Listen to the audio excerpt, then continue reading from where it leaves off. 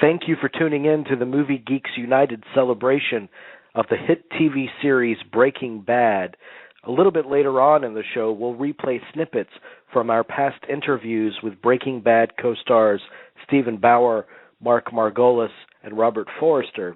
But first, in the hours leading up to the finale of the series, the Movie Geeks joined together to discuss what they love about the show and how we'd ultimately like to see it conclude. I rewatched most of the first season when they just replayed it on AMC, and I was surprised because I didn't remember it being so darn comical. I mean, it's always been darkly funny in some ways, the series, but it was really like the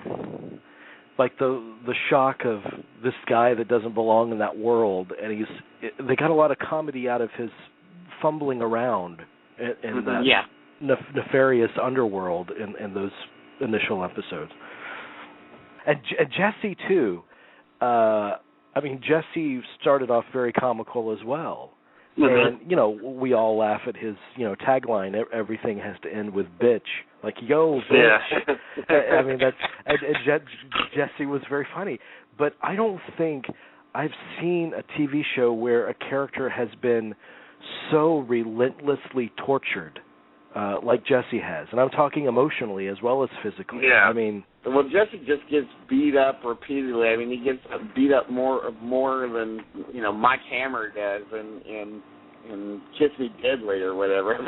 He's just beat up repeatedly, and he's crying like more, watching it, in a row, you're just like, right. This guy, this is an emotional guy. They're both, it's funny when you look at both of the characters of Walter and Jesse, they're actually both, really not cut out for this game. That's the irony, though. Isn't that the great irony of the thing? Is how everyone, and I just want to read you this, they interviewed all the cast in Rolling Stone, and, when they asked Walt, the guy says, Walt changed very quickly from a school teacher into a ruthless drug lord. Was his violence always close to the surface? And this is what Bryan Cranston said. My theory is everyone is capable of being dangerous.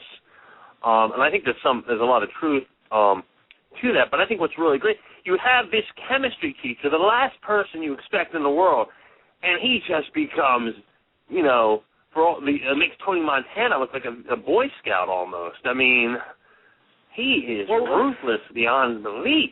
Well, let's just get it straight, first of all.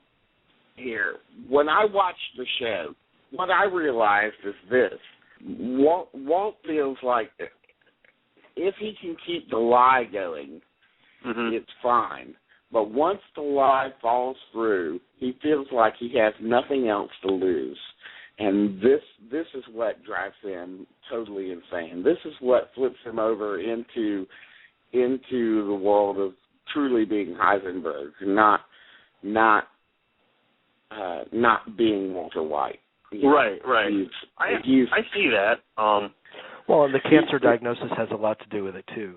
The whole premise of the show is that what set him on this journey was how that diagnosis kind of freed him, because he was someone that never spoke up, someone that everyone thought was a nice guy, but, he could disappear in a room, I'm sure. Right. He failed in terms of business. His cohorts in business, they made a big splash and became millionaires, multimillionaires for their efforts, and Walter White just didn't have that. There was something in him that held him back, and so the diagnosis frees him up. Well, I think also that at that point he thinks. Once he beats cancer, he feels like he can beat death. Mm-hmm. I think there's a real one of my favorite scenes, and I have a list of favorite scenes that I want to talk about later, but this is among them.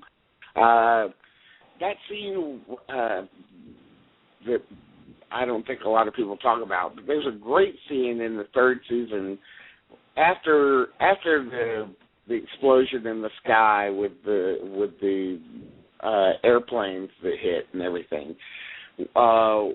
Walt is at school assembly. Yeah. And he's given the microphone at the school assembly to talk about his feelings about the plane crash, and and he says, hey, listen, planes crash all the time. I mean, the biggest plane crash killed 600 people, and who remembers that? And he says, really, the thing is, we get past this. We get past this. We survive, and surviving is all there is, and that's it. Right. That's almost his confession. And a lot of the terrible things that he's done in the course of the series has to do with self-preservation. And it's been done under the cloak of, I'm only doing this for the good of my family, but that disappeared a while ago, because you do get a sense that Walter White is driven more by ego, and I think you saw it too at the end of the last episode. Whatever his plan is, that'll carry him on to this finale. At the end of that last episode, when he sees them on the television, his ego is wounded, and that's what inspires him to kind of come back from it in whatever fashion he will. I read that they said, he's at this point he's not Walter White, and he's not Heisenberg. He's something else. I heard one of it could have been Vince Gilligan that said that. And I think that means that, Heisenberg is someone to be feared, but he's rational and calculating. And Walter White is that timid family man. So if it's something else, I think he's just going purely on violent id at this point in this last episode. Right. That's my feeling anyway. Yeah. I mean, not just ego, but also anger. Just pure anger at being tossed over. Well, of course. I mean, it's a natural reaction. I mean, yeah. I mean, I think one thing that's real interesting about the show that I've found, like watching it again, is that I really think that this show, while not being, obviously, while not being overtly political, I think that this show is extremely political if you really look at it, especially in terms of what's going on now, and especially in terms of look. The show started in 2008, so let's just take that for example. I mean, okay. It started at the I think I know where you're going with this. Of the economic downturn. Really, what this show is about somebody who's part of the 99%. He's a lowly, low-paid teacher. And he's really somebody that is at sort of a crossroads where he has to make a decision, and this is because of medical problems, which are of course medical coverage is one of the number one things that we're talking about these days. He can't afford the medical coverage, so he decides to try and make his way into the 1%. And this show is really about what happens when somebody from the 99% tries to cut all the middlemen out and try and break their way into the 1%, and what that takes. And why he does it, and at least initially why he does it. And then later on it becomes different. It becomes okay, so now so eventually he is part of the 1%. So he has $3 million or $4 million. That's not even really part of the 1%. It's only he's still considered a piker. He's still a piker. He's still nothing, And he wants to go further and further, and he's willing to break more rules and more rules. Well, how many of the rules do you think that he breaks that people who are part of the 1% have broken 1,000 times? No, that's true. There's a hypocrisy. But you're also bringing up a very important point. You're saying he keeps trying to go up the ladder. Who else? What other great criminal mastermind? What was his whole goal? To always go legitimate, always, and could never do it. Even when he thought he had done it, it turns out he really didn't. This goes back to Michael Corleone. It goes back really, even Tony Montana it is the thing that this is their, how should I say it, this is their ticket to their place. They're trying to get that place at the table. And it's very important because this is, I think, at least the appeal. You brought up really the appeal of the show to me. It is this thing, how do we get, because there is this enormous gap right now, more so than, I think maybe more so than even in 1929, between the ultra haves and then everyone else. And this is one way to get there, and this is the great thing. What's the difference between what he has done and then some of these huge guys who are supposedly legitimate, businessmen, have you? And that was always the great thing. That was the great thing about the Godfather movies or Scarface. There really isn't, at the end of the day, there's not that much difference. And I know that might sound cartoonish to a lot of people and simplistic, but that is what I think a lot of these things are getting at. Well, and that comes to mind also. Yeah. That comes to mind also the line in the Godfather, the beginning of the second Godfather, where Michael says, we're all part of the same hypocrisy. That's talking right. to the senator. But don't think it applies to my family. And the thing about Breaking Bad as well is the family isn't. Well, the wife is certainly no longer clean. I mean that ended a couple of seasons ago. Right. But the son is clean. Yeah, the son, and I think for whatever reason, let's bring up this too. The women on the show get a really bad rap, and I've noticed not only Skyler but Marie. She's insane. I've noticed particularly that women don't like them. Mhm. Yeah, that is interesting. Well, I mean, with Marie, she displays kind of her insanity early on, and that carries on even into the fifth season when she decides to walk out with Skyler's baby. Yeah, oh God, Hank, oh my God. Hank has to turn her back and everything. My brother was yelling at the TV. My brother was yelling at the TV. That's still, but that's not. You can understand why she would do that. I mean, that's not that's not a stable way for that baby. And it's also, a very human move.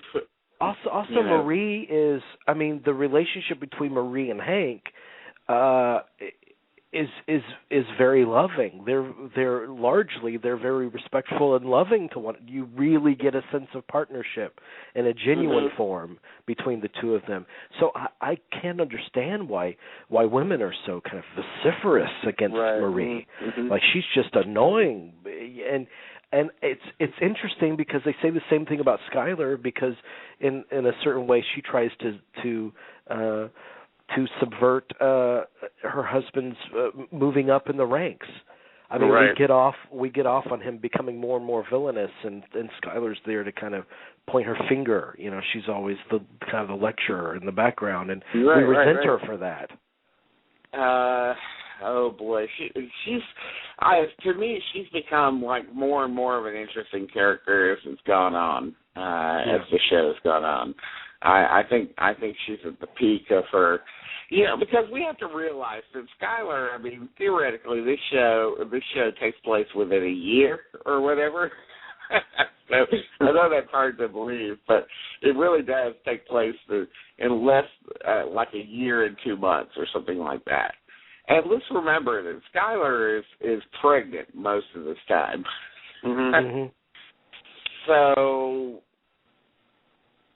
nothing against pregnant ladies or whatever, but they're not the most rational people. I mean, they've got a lot of stuff going on in their bodies.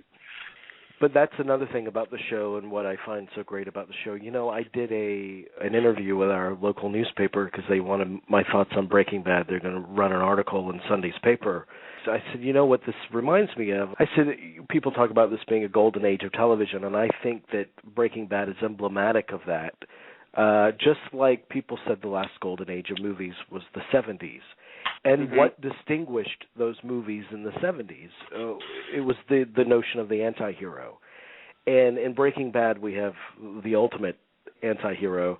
Really, it's infected a lot of the other characters in the piece, particularly Skyler, because that's a very shocking kind of turn that she makes, I think, at the end of the second, beginning of the third season, whenever it was, where she decides to go along with Walt, to not turn him in, effectively be his partner in crime when she says, we got to buy the car wash. It's encouraging to me that people watch these kinds of shows because they're not easy, because you're conflicted on how to feel about these characters. They're not black and white. No, and I think we really do, at the end of the day, you know, we do like that. I think that was the appeal of The Shield, The Sopranos, to a degree Mad Men, because I don't think there's no one good on Mad Men. They're just lesser degrees of evil.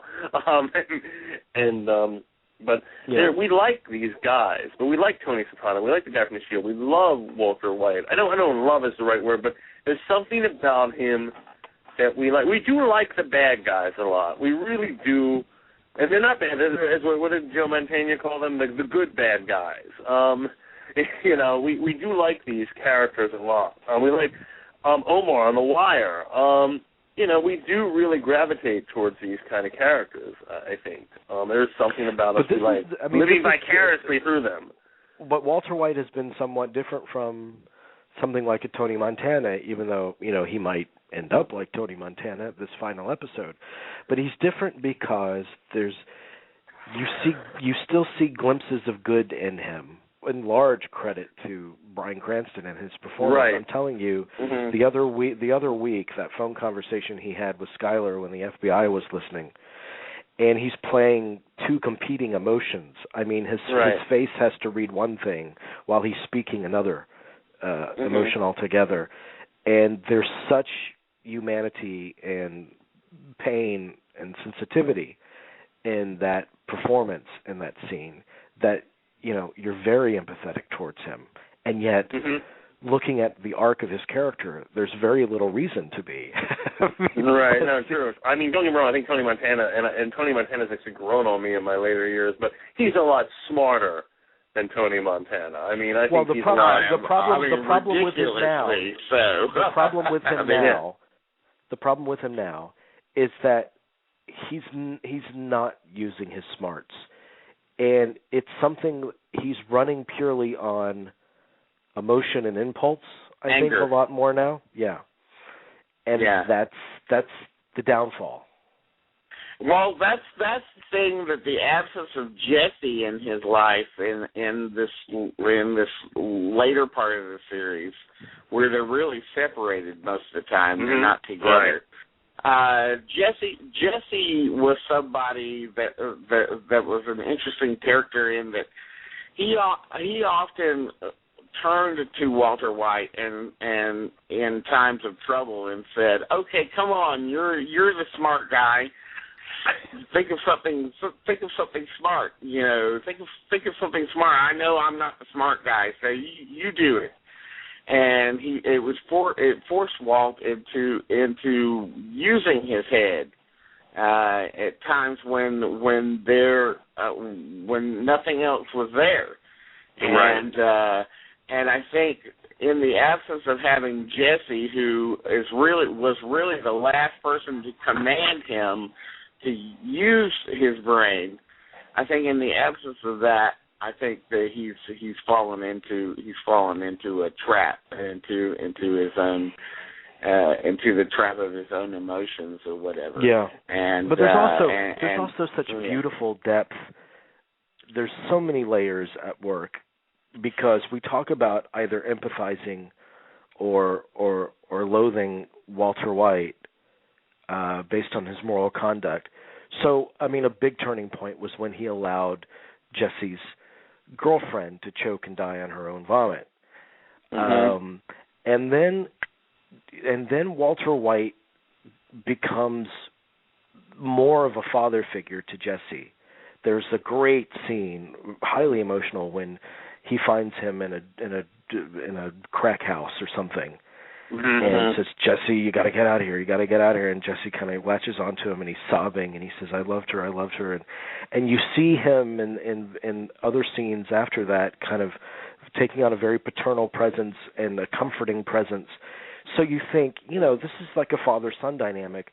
But on the other hand, there's also the nefarious aspect of that, which is he knows that he's got him on a reel, and he can reel him in and make him do whatever he wants as long as he establishes the sense of false trust and father-son dynamic. And then at the same time, Jesse knows that he has everything. He's the only one that almost that knows 99% of everything that Walt has done. So he has something on Walt there. So that's the thing that's standing in their way.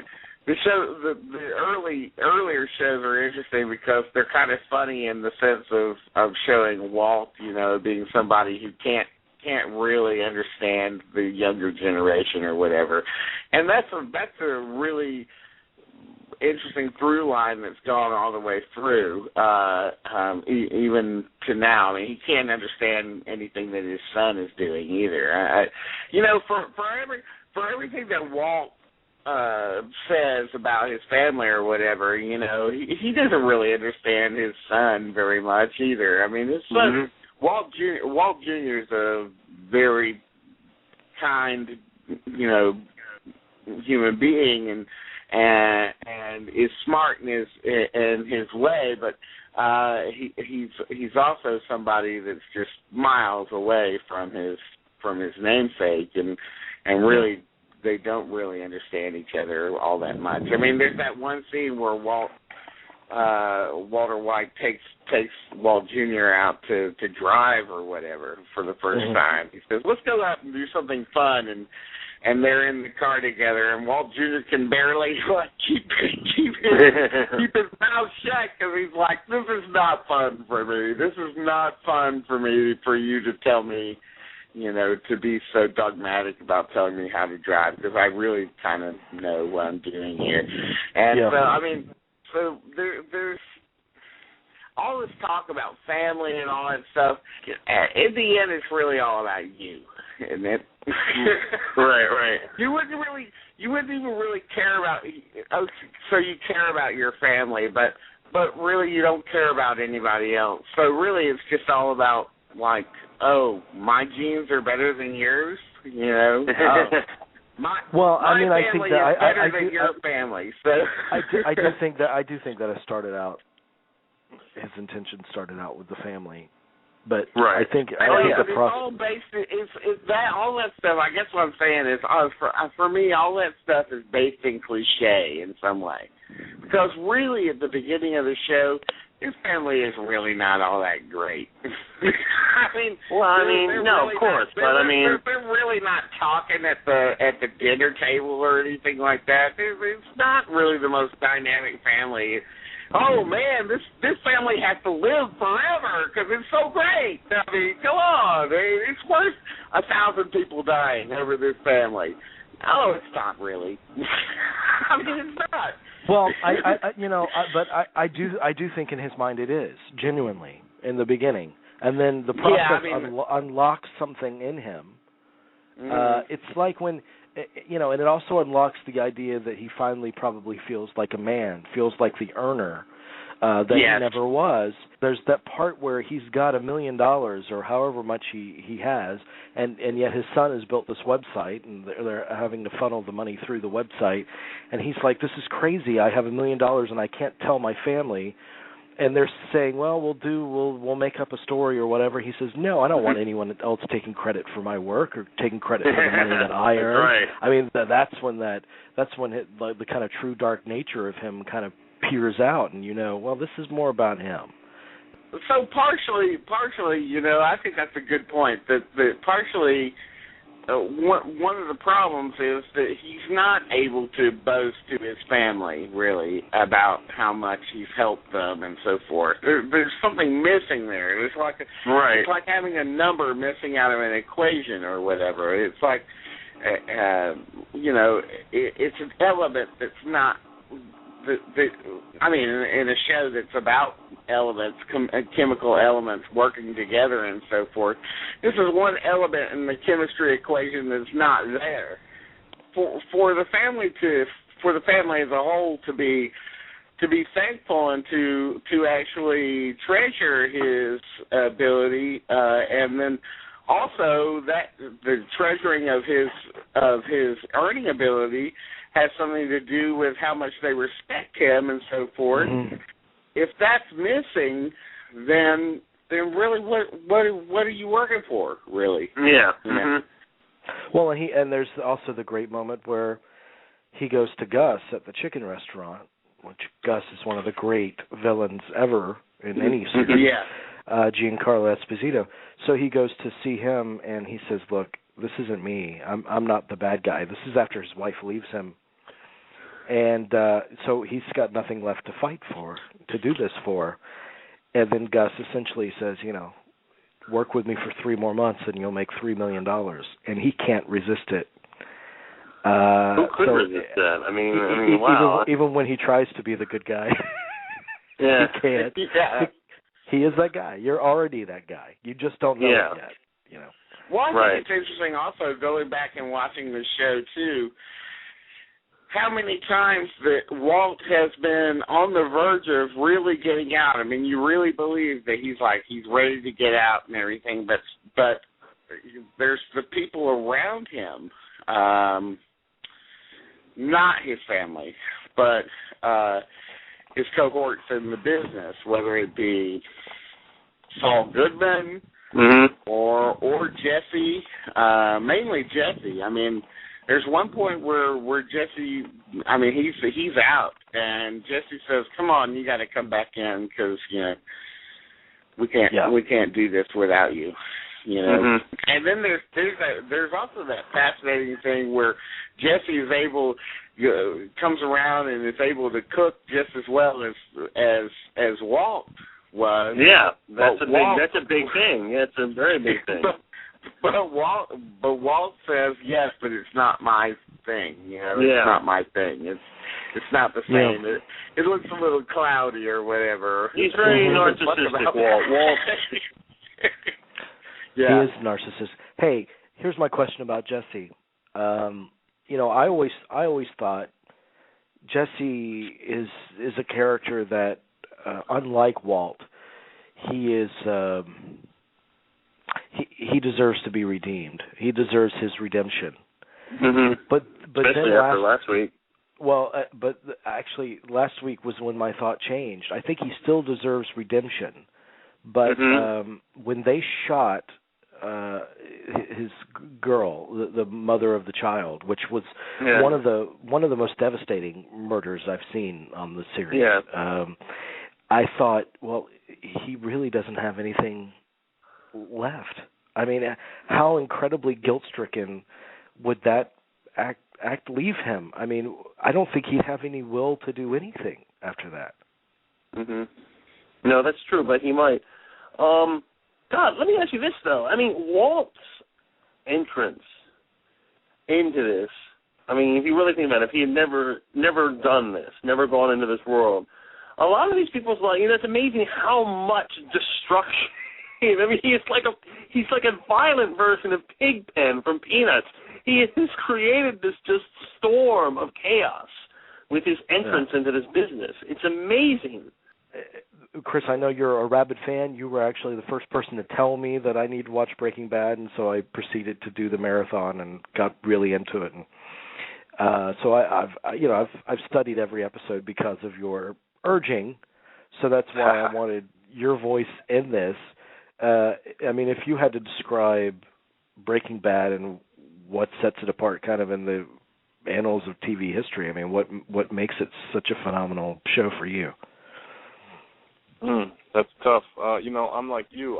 Someone else was urging me to watch it, and it was like two seasons in, and I was like, yeah. I finally watched it, and then when you watch it, it has this addictive quality.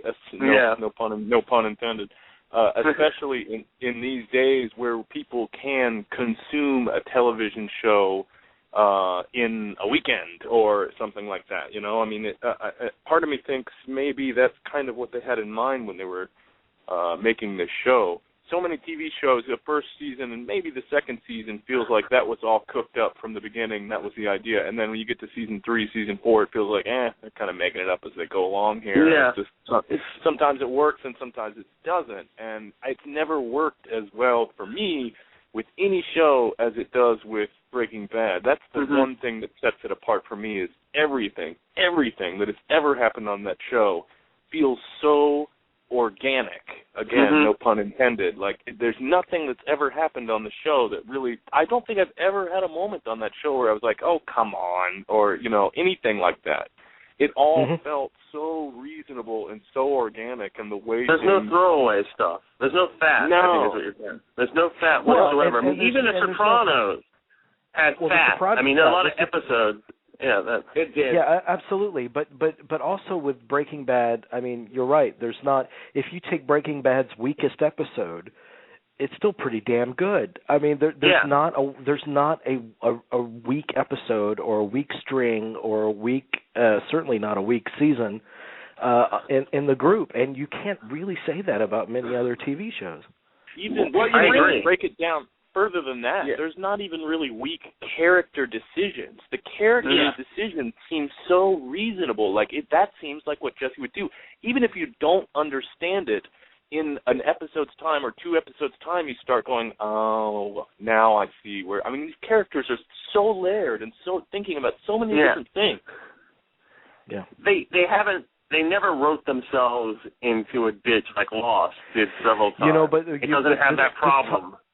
But this talks about the brilliance of it because Vince Gilligan talks about it a lot. He says we're constantly writing ourselves into a corner, and we rack our brains to figure out a way out of it.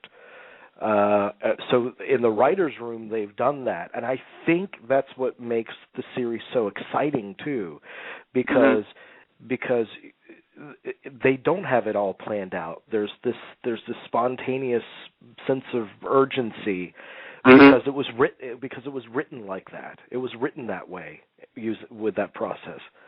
Well, I noticed something different happening. There's the first and second seasons, but when they finally, I think a major turning point in the series is when they introduced Saul Goodman, because there's that sense that Saul Goodman is already sort of a good bad guy, as we were talking about, who's already working in that world and has not really gotten on the bad side yet in some way, because he's funny, I guess, is the main thing. I mean, that was something that the show really needed, was that sort of over the top sort of sense of humor that Saul Goodman had, but also Saul Goodman's ability to solve problems was something, because he had his hand in so many different pies. And he was able to come back around and use some of those people that he had connections with to solve some of the problems, and I think that created a whole other outgrowth of. I'm sitting there thinking about the writers being in that room, the room that they work in, from season 1 to season 5, and I sense that I can certainly sense that when they came up with the idea of Saul Goodman, that in some ways solves a lot of their problems, writing themselves in the corners, because they could always bring Saul Goodman in a very believable way, You know, yeah, I mean, in a very I was way. talking more about incidents, like when Walt and Aaron Paul are trapped in the RV and Hank tries to break into the RV in the towing yard. They talked about writing that scene, and they said, "Oh gosh, we've written ourselves in a corner. We have no idea how to get Walt out." Yeah, of but this. who do they bring out in that corner? They bring out Saul Goodman. Who is the guy that Walt calls? He calls Saul Goodman. Better call Saul. Yes. Yeah, that's true. So he's the guy that gets them out. So let's. I want to talk about favorite episodes, favorite scenes, and then speculate with you guys on how you'd like it to end. So Chris, we'll start with you. You know, favorite episodes, scenes, whatever comes to mind. Believe it or not, I've only ever seen every episode of the show once. I've never gone back and watched, any of the prior episodes, although I did catch about five minutes, ironically, of the episode called Better Call Saul the other day, which is where they meet Saul and first meet up with him. But I'll say, in terms of best episodes, it's pretty tough, I think, in years to come. It's going to be pretty tough not to think of course, everyone always says The Fly, which is a great episode, but it's pretty tough not to think of this final season. That's what's pretty shocking. I don't think there's ever been a final season of a TV show where they were just dropping, like, bombs, these great episodes after another, and everyone seems more important than the previous one, and they are more important than the previous one. So now it's built up, there's one left, and it's like, oh my God. It has to be. It can't be this. It can't be like the letdown. And then it wasn't even a letdown. The Dexter finale, which may go down, I think, is the worst series finale of all time. It would have to be like an animated musical for it to be a letdown. Other than that, there really isn't much. Yeah, it would have to be like the Care Bears movie meets My Little Pony or some crap like that. No, but I agree with you, Chris. This season, I mean, the thing that ended with the shootout, and then that cliffhanger. I mean, everyone's just on the edge of their seat for a week. You're just like, come on, let's get the next Sunday already. I have a couple of episodes. I like the episode called Half Measures. I like the end of that episode. It's one of the greatest holy shit moments in the history of the show for me, because it ends with Aaron Paul is walking up to these two drug dealers with a gun in his hand. He's going to shoot them. They turn around, they see him, they point their guns. There's about to be a big shootout. And Walter White comes screeching around the corner in his car and drives over the two drug dealers, gets out of his car and shoots one of them in the head dead, and then turns to Jesse, who's looking at him with this look of shock on his face. The camera, dollies up in a very dramatic fashion with a low angle up to Walt's face, and he says, "Run." And the show ends, that episode ends.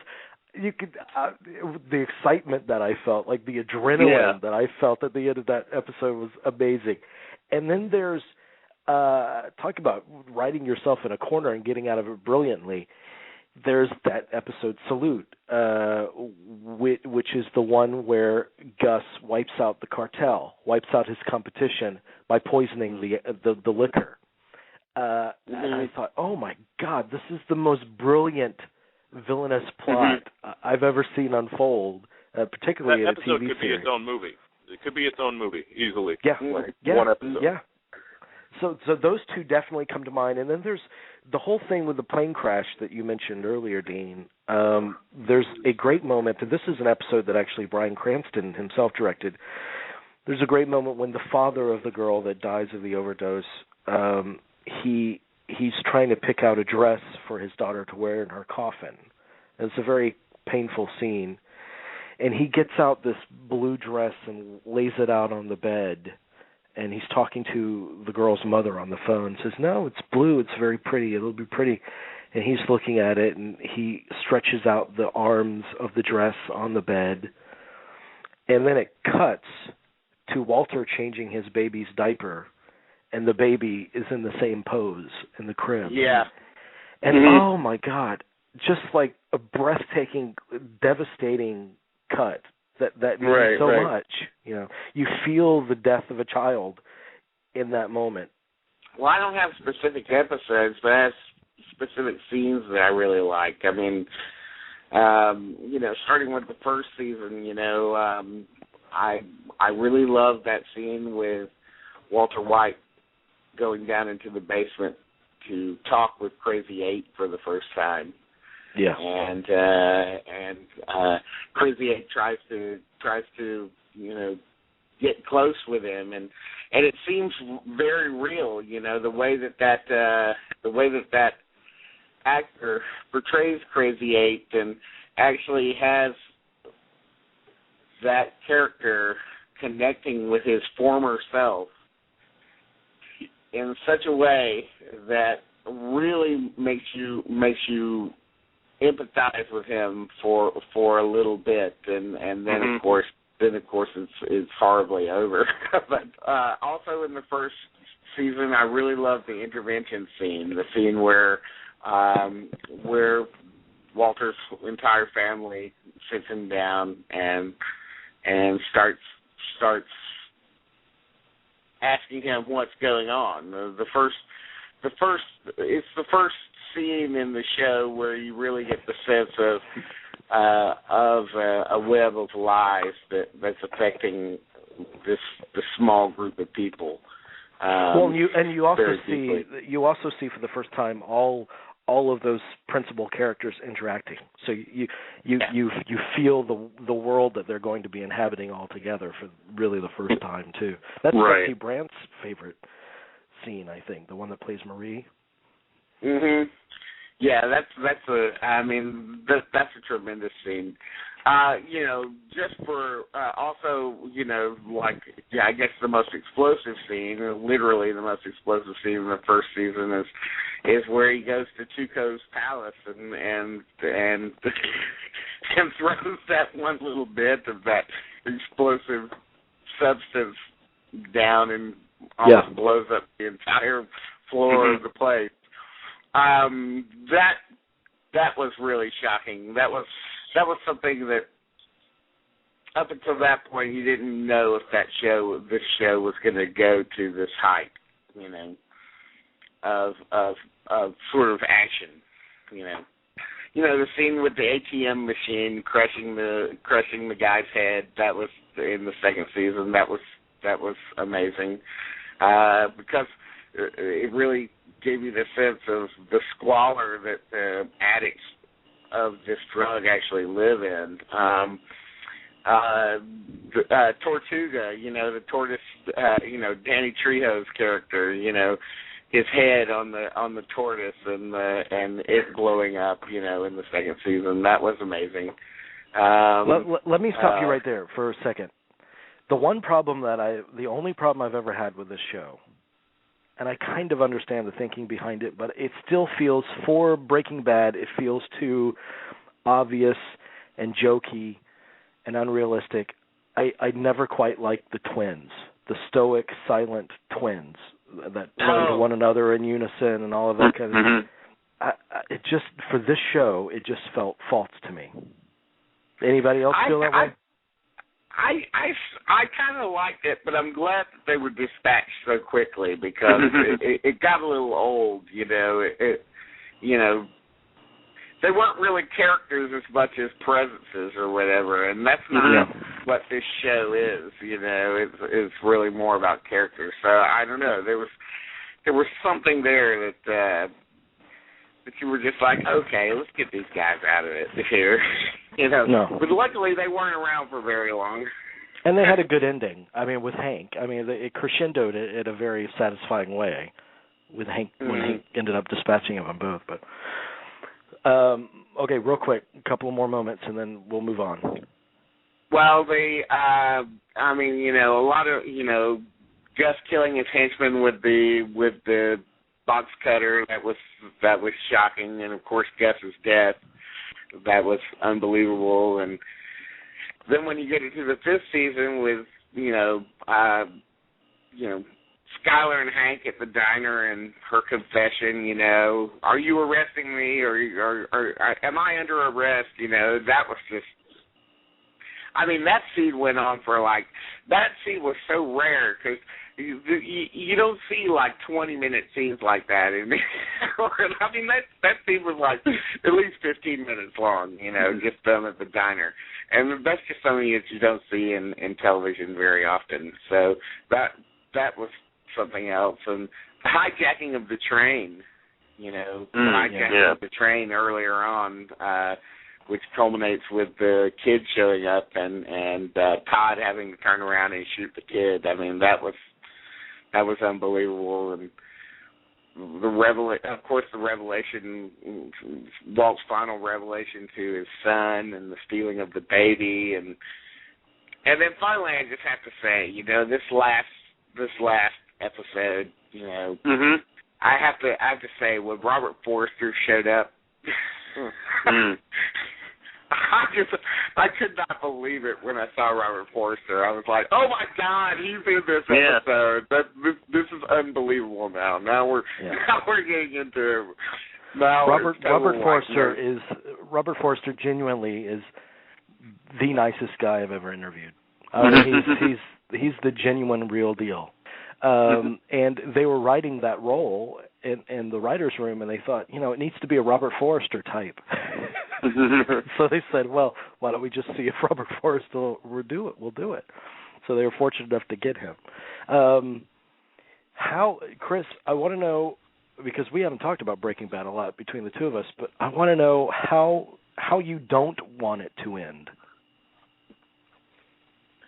Well, that's a tough question as it pertains to this show. So there's a lot of people are even filling out like scoreboards of all the different characters and who's going to live and who's going to die and how they're going to die and all this kind of stuff. And I wouldn't presume to predict that. I don't know if there's going to be a lot of deaths or what, but really Walter White's the most important one. All the other characters are ancillary. It's about Walter White. Right. I think that's why people identify with the show, because his initial premise, I'm going to die, I'm leaving behind a family, what can I do? That's what people really, if you boil it down, that's what gets people into the show. And, everybody sort of You're thinks, right. well, that could happen to me. And the thing is, you're absolutely right. He's getting into it for the right reasons, and we all understand that, but he has turned into someone who has gone too far. He has allowed these things to happen. He's killed people like Crazy Eights and Tuco and people like this, and Gus, who probably deserve to die, but he's also ultimately responsible for the deaths of, the boy and, Jesse's girlfriend who was just killed the other night, and many others. Not to mention the fact that he is cooking methamphetamines and ruining millions of lives across the country and even the world at this point. So he has turned evil. It's gone too far. Walt, although we identify with him, and probably he'll get, he'll be saved a little bit. Ultimately, I feel that, Walter does have to die. Probably will die. So I don't want it to end in any way that sort of dismisses the fact that Walter has made a conscious decision to do this for his family, knowing the consequence. And I think Walter would say the same thing. I know the consequences. He did this for his family, and so he's going to get that. His family's going to get what they want, but he has to die. Either by cancer or by Nazi. Didn't you guys were you all cringing and just kicking yourselves when the Nazis took his money, almost all of it? I was just going nuts. Yeah, you were, but at the same time you're going, that's what the guns for. Everybody's sort of trying to piece together. It's a lot like the season 2, I think it was, with the eyeball and the plane crash, where you're sort of, it's almost like a puzzle that's coming together as a season. This one just started with this one big piece at the beginning of the season, which was, what the fuck are we going to do with this piece? What's with Walter and the beard and at Denny's with the 51 and all this kind of stuff? And now that was the moment when it came together. When the Nazis turned bad, it's like, oh, okay, yes. Now I get it. It's something to do with that. Mm-hmm. I do think that Walter has to die. And I think he has to die for the reasons that you just stated. I mean, you can't, his sins cannot be dismissed. If I had to guess, though, I think that Walter's going to die in his own terms, though. And I think he's going to use the rice and cigarette. On himself. Yeah. I personally don't want to see Walter White die. I kind of want to see. I want to see him get away with it.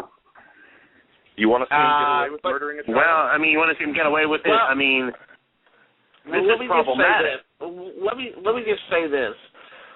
I think that it would be much more torturous for Walter White to live with his own doings than to just simply die. In other words, is it more cruel to put some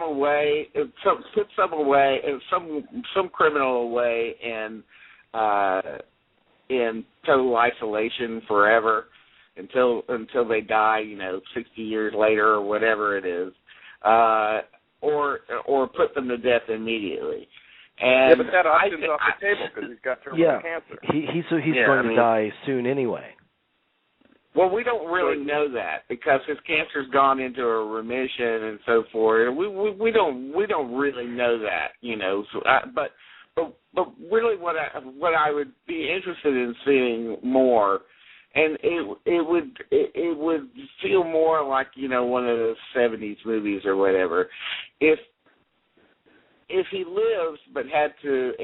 just lives but had to live with the consequences for however long that is. I understand what you're saying. Dean, you mean like Michael at the end of part 3, where he obviously dies in seclusion and he has to live with his sins? Is that what you mean? Like something along those lines?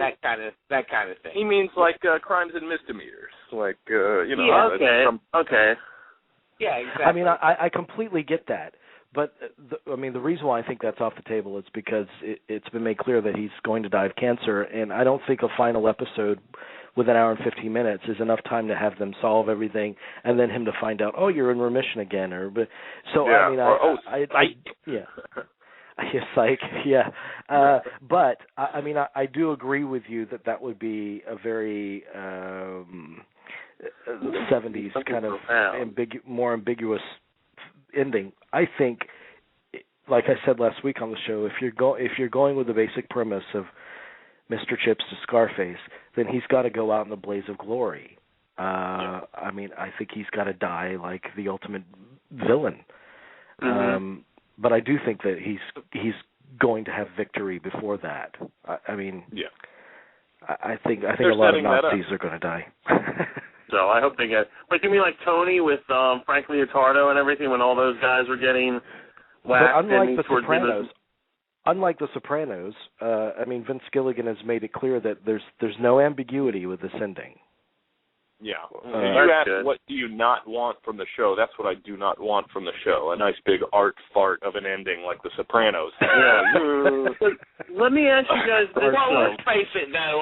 We know what happened in The Sopranos. Let's just be clear. I think we know from what... We don't know because they didn't film it because it went to black. Some people think they know, and other people think they know. I don't think we do know. That guy, he went into the bathroom. I don't know. I wasn't in the writer's room. I don't know. Tony's dead. He dies. He dies right that's before what's great about the ending of The Sopranos is the fact that they don't show it. It becomes kind of a litmus test for the viewer. Where do you side? Where do you side? And people think and that's what I like things. about. That's what I like about an ending like that. That's what I don't think that it's an art part for the ending. I think it's exactly what you say. It's a litmus test for how you feel. That's exactly what The Sopranos. Yeah, especially in retrospect, you can look back and say, oh, that was a really ideal way to end The Sopranos and a ballsy way to end it. I can accept it when it comes to The Sopranos. I just think that every movie with a villain should end that way. Every movie with a villain is just fade to black, and then we all go, you know what happened. Like, let me ask you. Let's talk about in the recent decade since The Sopranos, some other series finales that I think the ending of 6 Feet Under was perfect. I like the ending of The Wire. I thought those were two very good series finales. What have been some horrible ones though? In your guys' minds, Well, that was kind of my point. That was kind of my point by asking what you don't want to happen at the end of Breaking Bad, because everyone on the show, which why would they say anything else? Everyone on the show said it's a very satisfying ending. Well, everyone on the end of Lost said that too, and Lost did exactly what people do not want, which is they try to please everybody. They try to have it both ways, and that's what. Yeah. Well, Breaking Bad's just not that kind of show. You can't have it both ways. You're not going to get that. Now, I wouldn't want an episode. I wouldn't want a finale like Lost. That's for sure. That would be bad. But Lost is very. I still am conflicted about the end of Lost. I mean. So some days I like it, the other days I'm like, whatever. Yeah, I hated it from the beginning, and I think that Walter's going to wake up next to another wife and say, "Oh, I had the weirdest dream." It's going to be just that like was the New Heart show. classic ending. Yeah, let's do the ending like the Fate Elsewhere ending, where it's all been in the mind of an autistic. What the hell? What?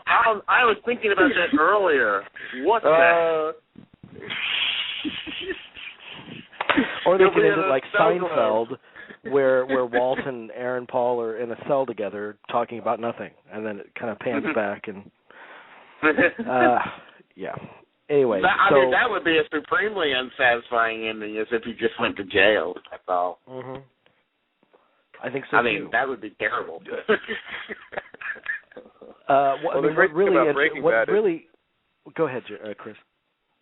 Well, it just shows that it's not like all these other shows that it's ultimately going to be compared to of its time. The Sopranos and Mad Men and things like that. The other candidates for maybe greatest show of this time that we're living in, which is like a golden age for cable television. Yeah. The difference between those shows and Breaking Bad is that everyone can identify with the character of Walter White. Not everyone's a meth dealer, but everyone can put themselves in this situation where they feel like, okay, it's them or you. You choose. Are you going to be a bad guy? Your back is to the wall. Yeah, your balls are to the wall. Now you choose. You can't really picture yourself as, a 1960s ad guy, like who's cheating on his wife and may have previous identity and all this kind of weird shit. Like that's kind of. And Mad Men's a great show and it deals with interesting themes, but like Walter White himself is identifiable. He is more of an everyman. Yeah, they got to end it in a way that people can accept, and I think ultimately you don't have to please everybody to do that. You just end it like they've done the show entirely, which is organically. He makes the right choices, and people enjoy it. Mm-hmm. There's also the notion that what was curious to me is how Betsy Brandt wasn't in a lot of the last episode. Which, there wasn't a place for her in the drama of that episode. But, she obviously has to come into play here, and, especially if they find her husband. Which, by the way, I said this last week, Hank to me is like, Hank has been the greatest arc outside of Walter White for me in this show. Because he's, at a certain point, the more deeper into descent that Walt plummeted, the more love and affection you felt for Hank, and empathy.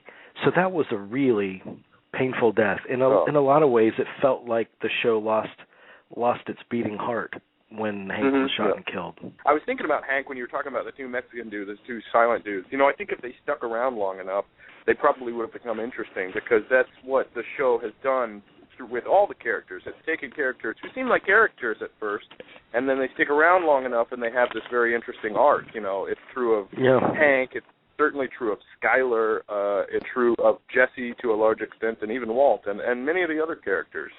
So, but yeah, you're right. No one more so than Hank. Hank is, he started off as just, like the character you've seen in a ton of other shows, and he became something much, much more.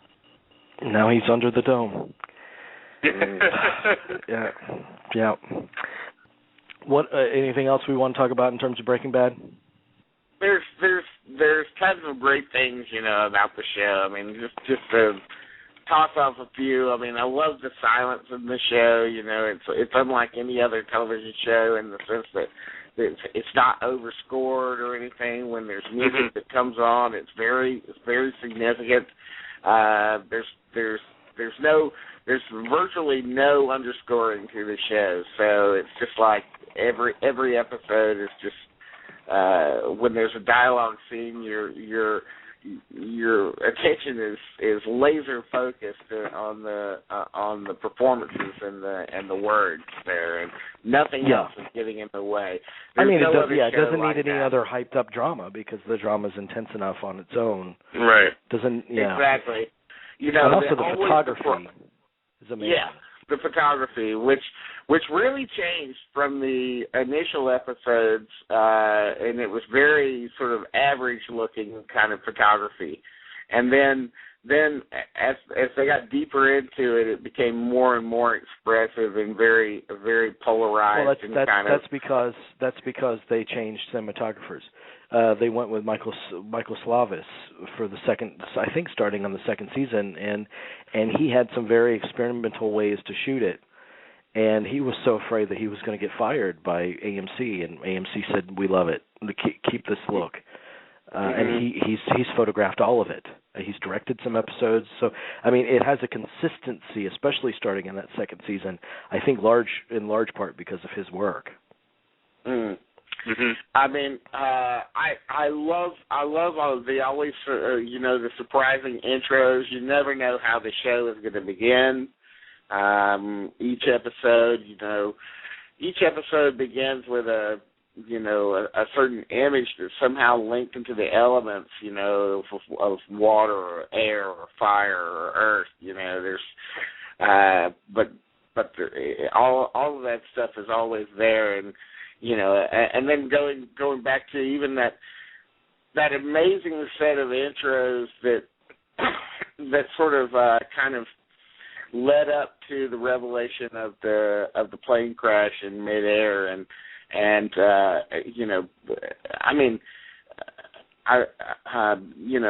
there's one episode in the early part of that season that begins with stuff floating in the pool, and it's never referred to, and then it's brought back, a couple episodes later, and a couple episodes later, and it finally pays off in the last episode of that season, and I just never seen a show do anything like that ever, I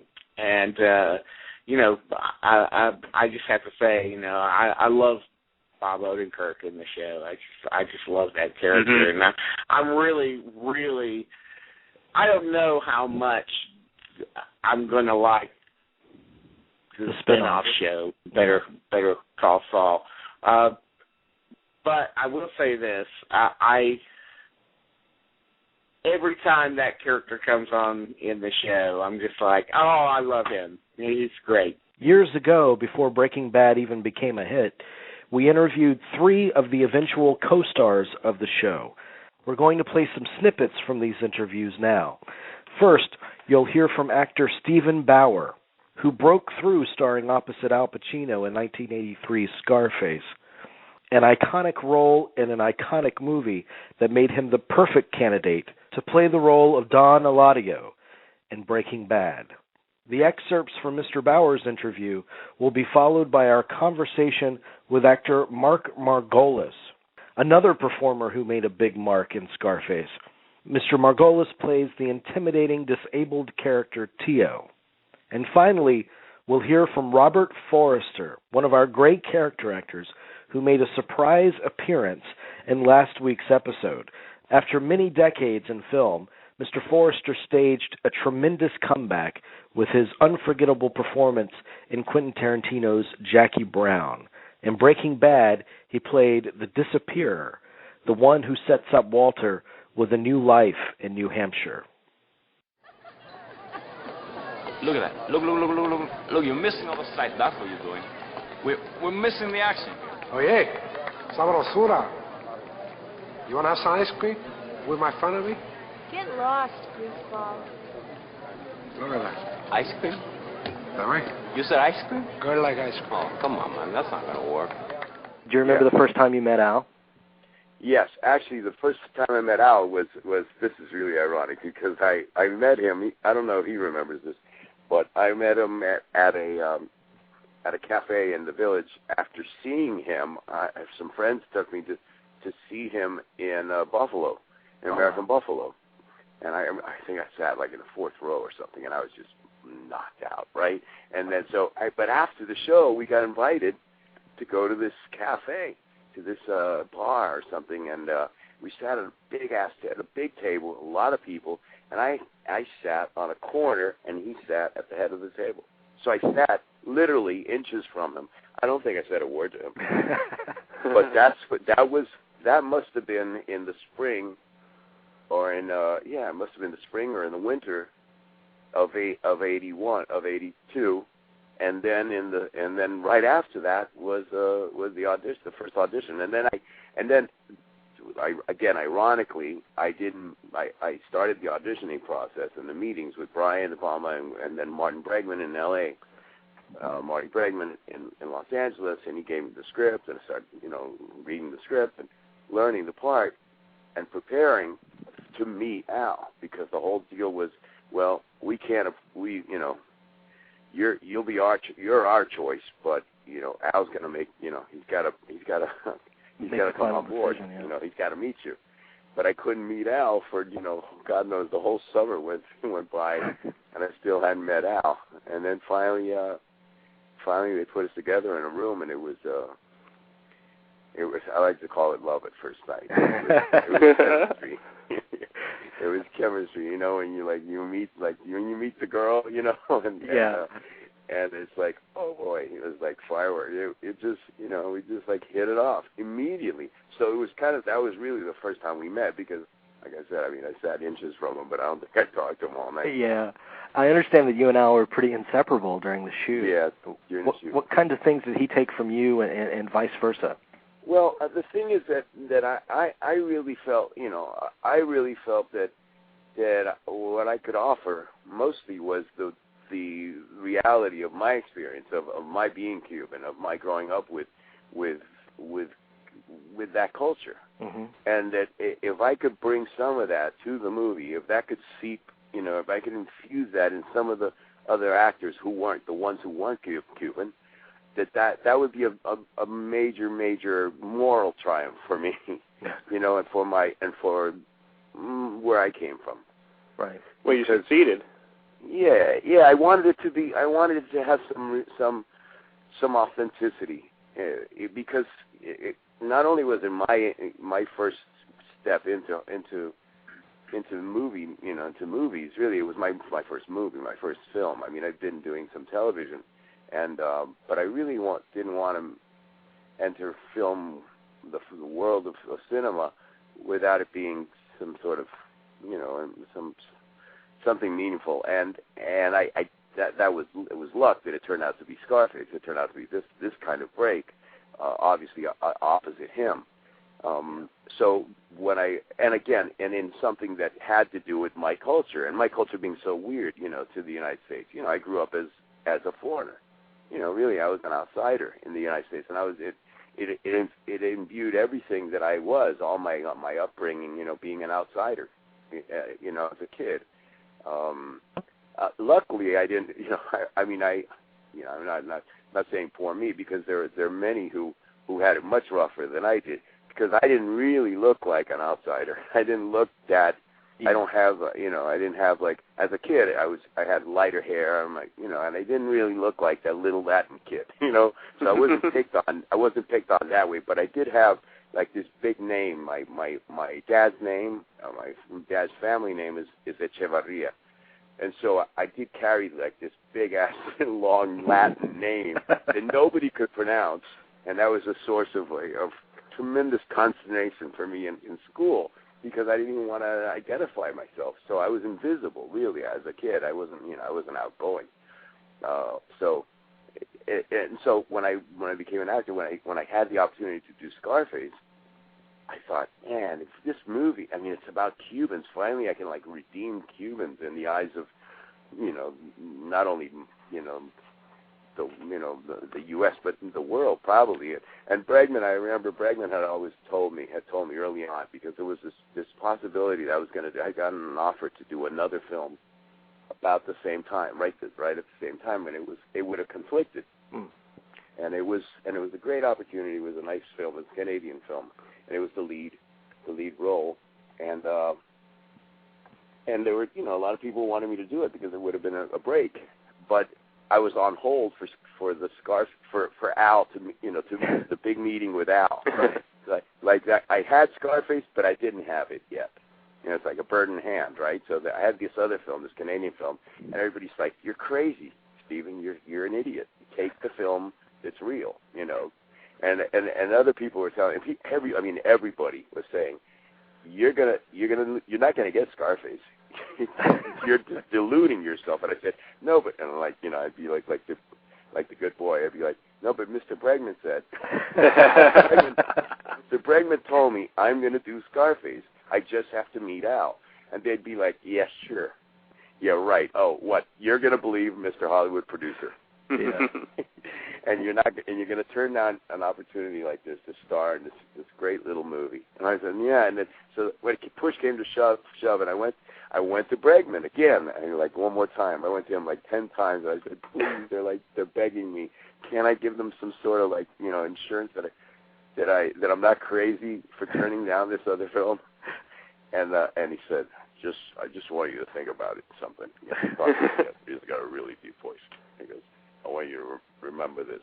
That little movie, at the most, it's going to be seen by maybe a few thousand people. Maybe. How many people do you think will see Scarface?"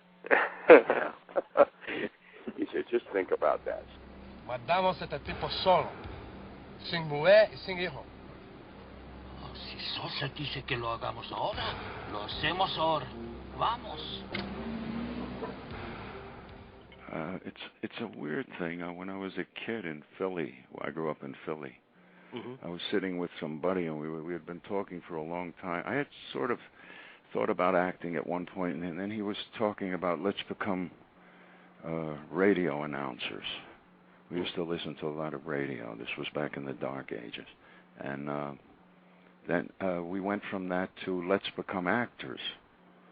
And I thought, yeah, that's what I'd like to do.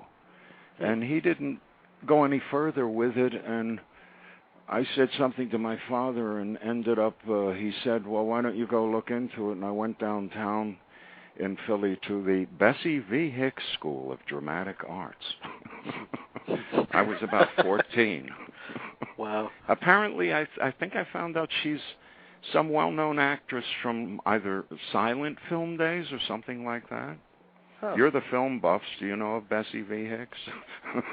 I will by the next show. I'll do my research. I'll definitely. I don't know. I mean, it could be theater. It could be theater. Right. I don't know. Was there something? What did acting hold for you? What did it do for you? I'll try to be.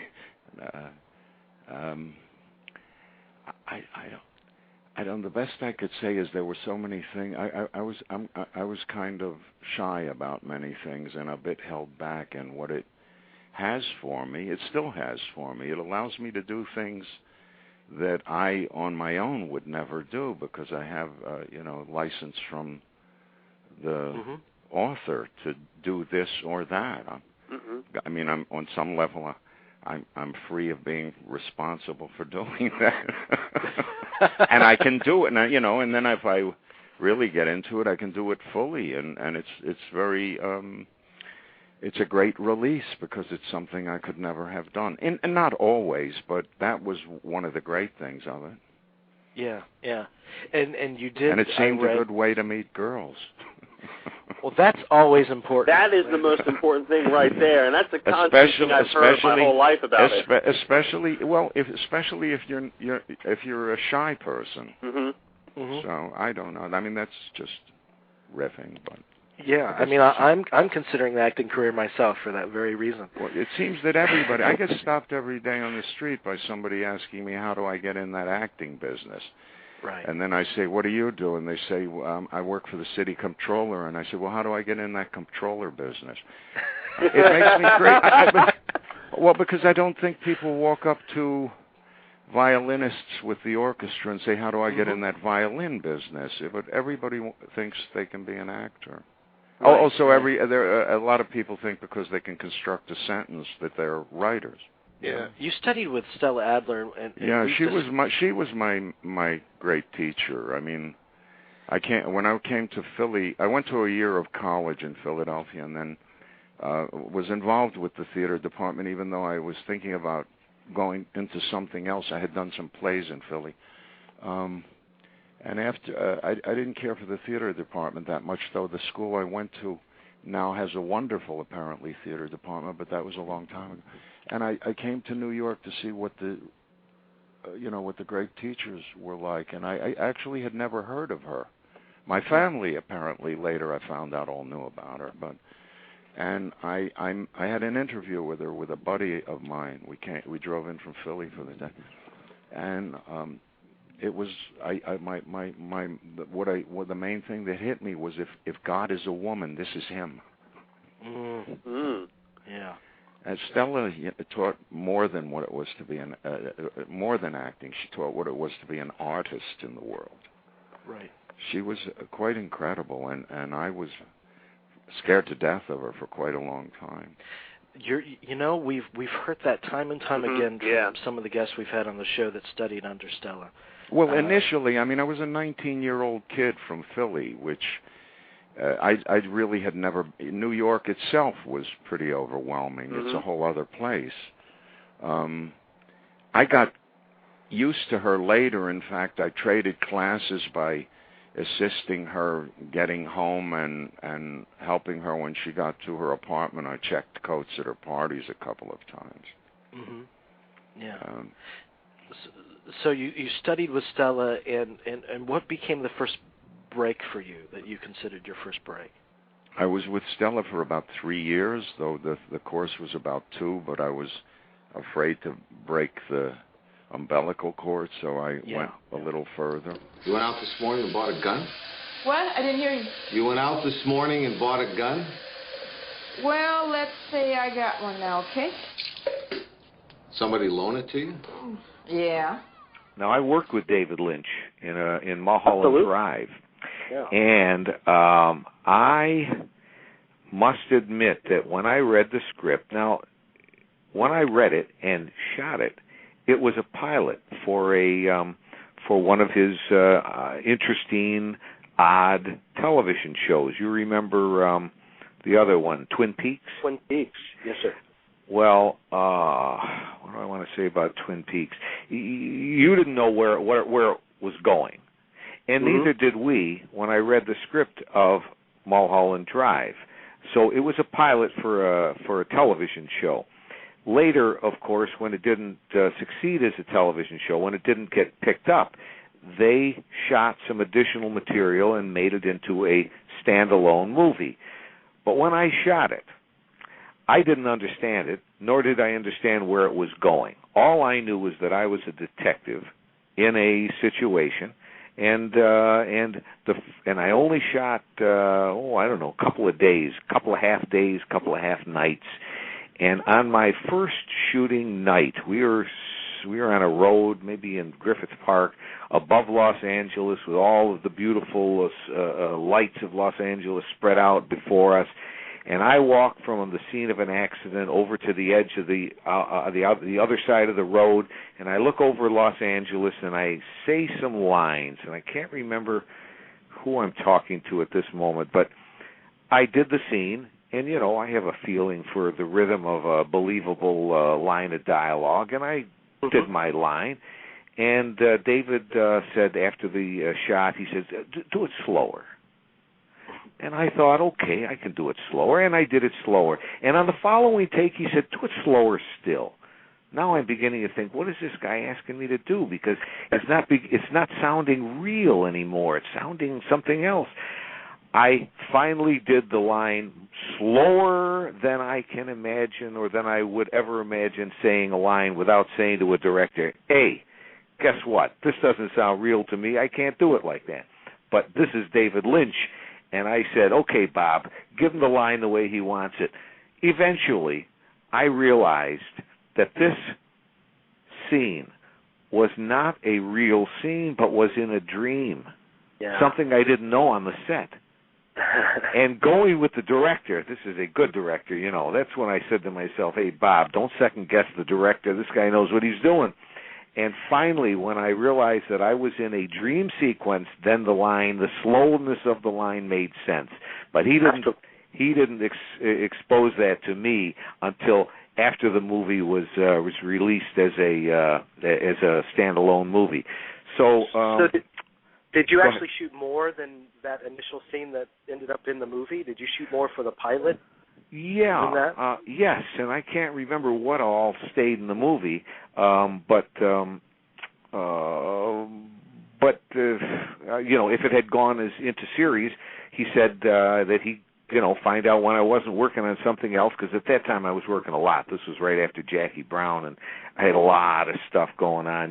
Things cool off after a while, but at that point he said, and you'll come in and we'll shoot little scenes, and that'll be my part of the television show. So I was delighted, and this is a guy that I liked long before and was dying to work with, and so anyway, he was extremely nice to me, David Lynch, and working with him, reminds me a little bit of working with James Houseler. They're both deliberate, they're both quiet, they're both reserved, and they ask you to do something, and you think, this guy knows what he wants.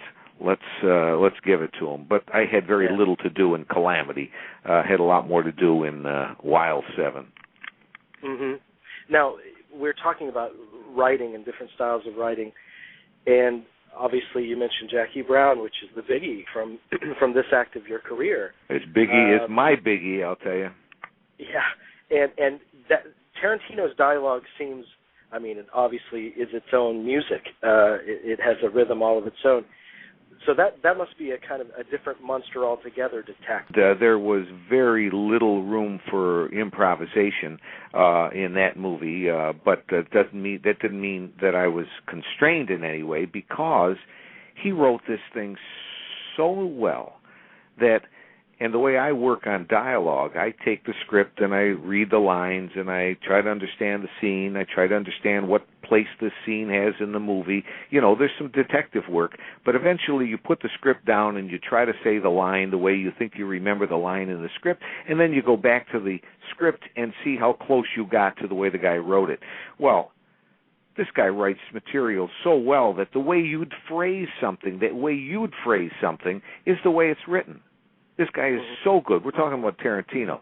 So whereas there were no real opportunities for improvisation, I needed none, because this guy's dialogue is so good.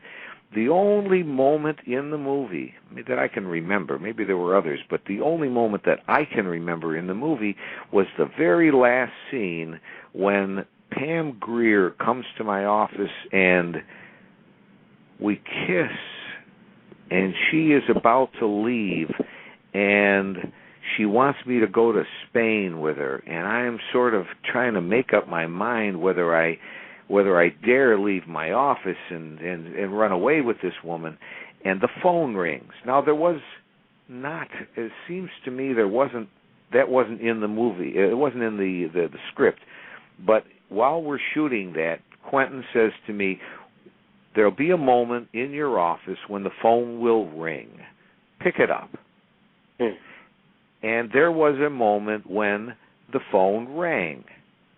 And I picked it up, and I improv'd what was going on in that telephone call. As I pictured some woman whose son was in trouble, and I asked her how old the kid was, maybe, and does he live at home, or is there a father at home? I can't quite remember, but that was improvised.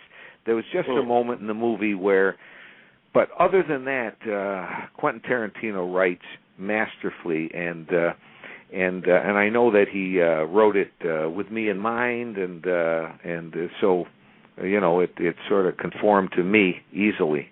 That's it for this episode of Movie Geeks United. Enjoy the finale of Breaking Bad and share your thoughts with us at moviegeeksunited@yahoo.com.